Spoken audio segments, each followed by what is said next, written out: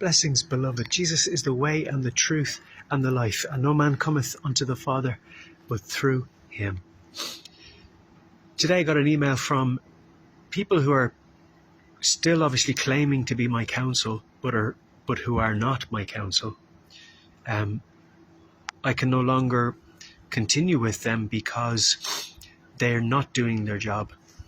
They were supposed to tell me what happened on the 16th of, I think, last month, June, what was the final result of a hearing. It could even be longer than that, and certainly not shorter. And they didn't tell me what was the final result of the hearing. But prior to that, they said, congratulations, this is in an email now, I have the email to prove what was said. Because now this just needs to be thrown open because it's utterly corrupt through and through. And it's a matter of public importance anyway, so it shouldn't really be concealed. But it has been. Concealed, adjourned, concealed. So this is the Stephen Salmon versus the DPP in the High Court. And they said that all your convictions are quashed, you've done nothing wrong, it's unlawful, on the basis that the way you were treated were the ways in which you were treated, I suppose, so I can phrase this, were ultra-vires of sections 115 and 117. In other words, the ways in which I was treated by everybody involved, in terms of the guards and the courts, without being specific, because they're always reluctant to be specific, because if they're specific, then they have something that they have to conform to. So what happened was today, so they just to finish what I'm saying.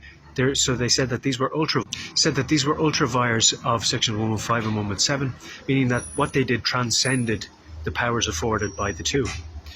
Now, what you must bear in mind is that there was a circuit court appeal adjourned on the basis that section 115 and section 117 would be tested for their constitutionality.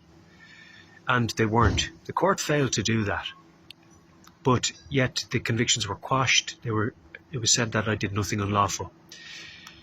So my counsel, which at the time they weren't behaving as my counsel, and now they're not my counsel.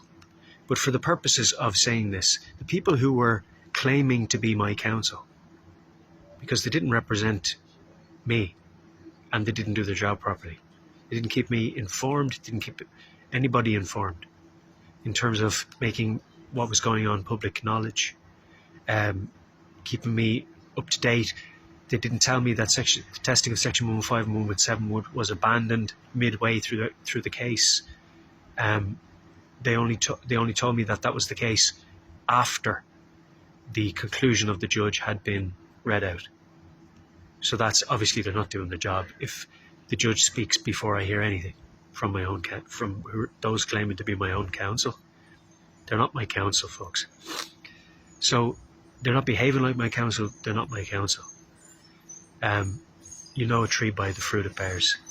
So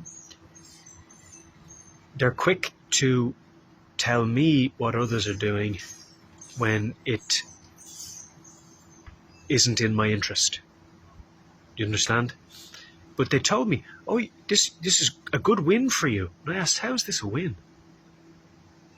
I have it in an email. This is a good win for you. You shouldn't lose sight of that. And so what they've actually done is they've appealed. They've told me in an email today that the state appealed. Now, what's interesting is, why would the state appeal what the High Court rule? How are the state in any better position to know what the High Court's paid to know? And this is what I don't understand. How can you appeal an unfinished case? It was scheduled in that case that they would test the constitutionality of section 115 and 117, and they didn't. So how can they appeal that? How can you appeal an unfinished case, an incomplete case? They said it remains an open question. So what are they actually appealing?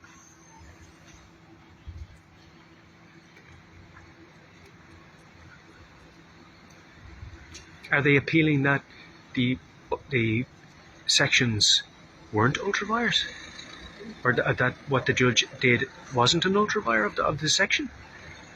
Because if it was an ultravire of the section, it tells us that they must have tested the section to determine it an ultravire. Ultravire means that it transcended, it went beyond the powers afforded by that section. So they must have studied the section in order to know whether how somebody behaved was outside of that section or not. So they're saying we didn't test the constitutionality of that. Doesn't ring through, because they must have tested the parameters, peripheries, confines and outer limits of that that section, in order to find whether somebody's actions had transcended it. True? So how can you test something and not test it at the same time? He said it remains an open question as to whether section 115 and 117 are constitutional or not. Well, if it remains an open question, what are they appealing? By the way, there's a Circuit Court appeal still awaiting the testing of the constitutionality of section 115 and 117, which the High Court were supposed to do. So are they going to do an appeal in place of an appeal at a Circuit Court level? How? What is the function of it? Are the state going to tell the High Court they don't know what they're talking about? How are the state better qualified than the High Court? What kind of nonsense is this?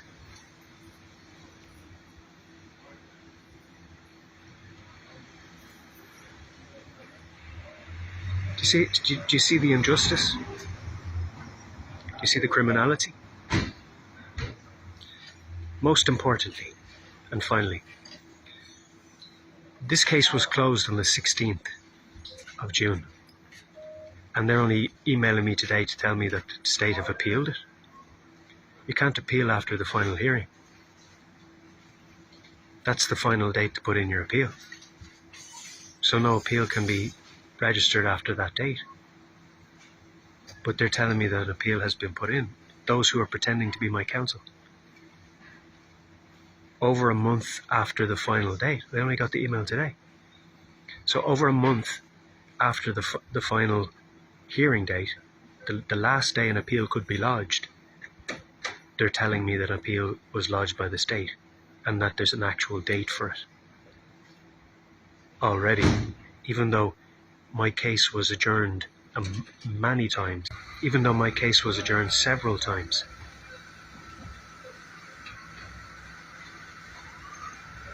So do you see how crooked they are?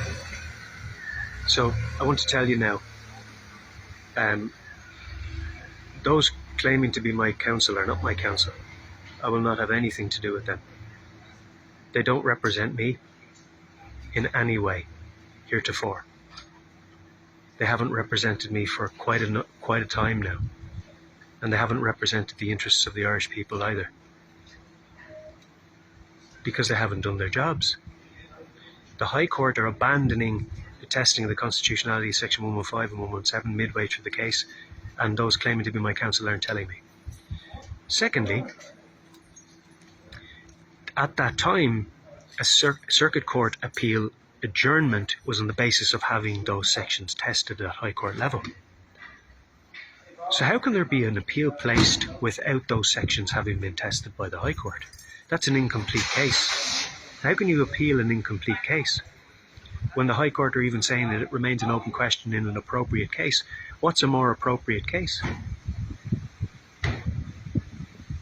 So they're failing to complete the schedule of the court, yet are claiming that an appeal can be lodged,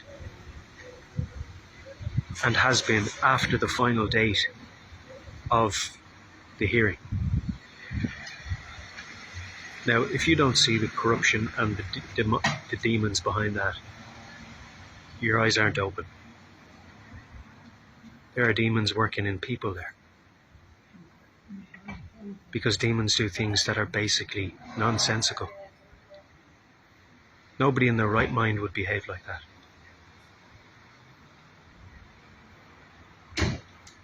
Nobody would.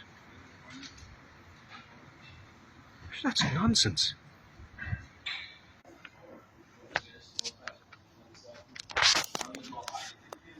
So do you see the point? They don't finish the testing of the constitutionality of those sections. They don't finish the schedule of the court. And then after the final hearing, when they tell you, you've won this, those who are claiming to be your counsel now, oh, you've won this case, don't lose sight of that. Over a month later, tell you the state are appealing. Do you see how corrupt they are? Like, this is nothing small, guys.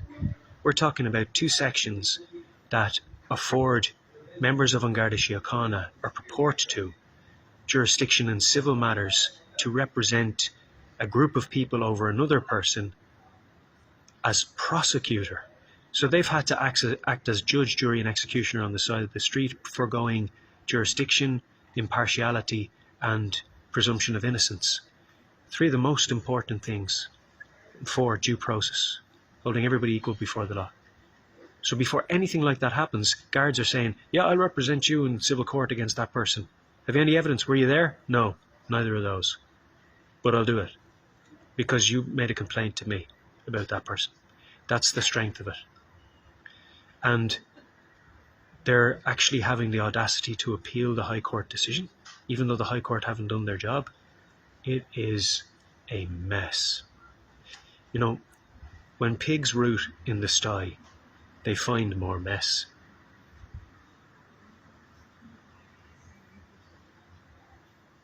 Do you see the point?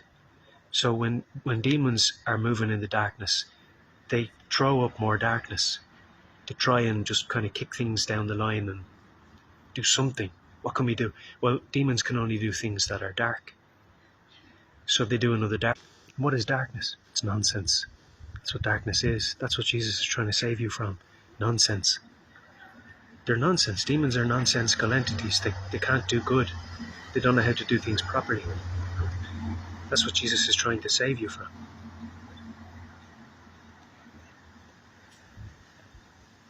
They don't know how to do anything right.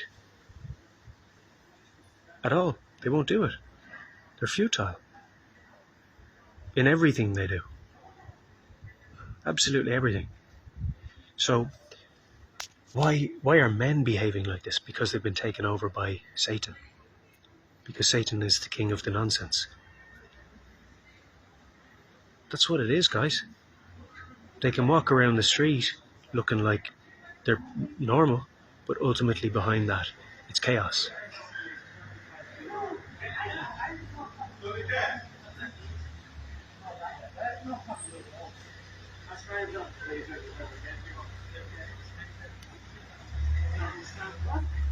So, well done, you've won your case, but a month and 4 days later, we'll ring you and tell you the state have appealed the case. Even though we didn't tell you that they didn't actually fulfill the schedule of the court that we brought before them, and they said they would. But we're your counsel, we have your best info, and a very, very short email, maybe 5 lines, and we'll tell you what happens in court. I mean, what do they think I am? Do they think I'm as harebrained as their plans?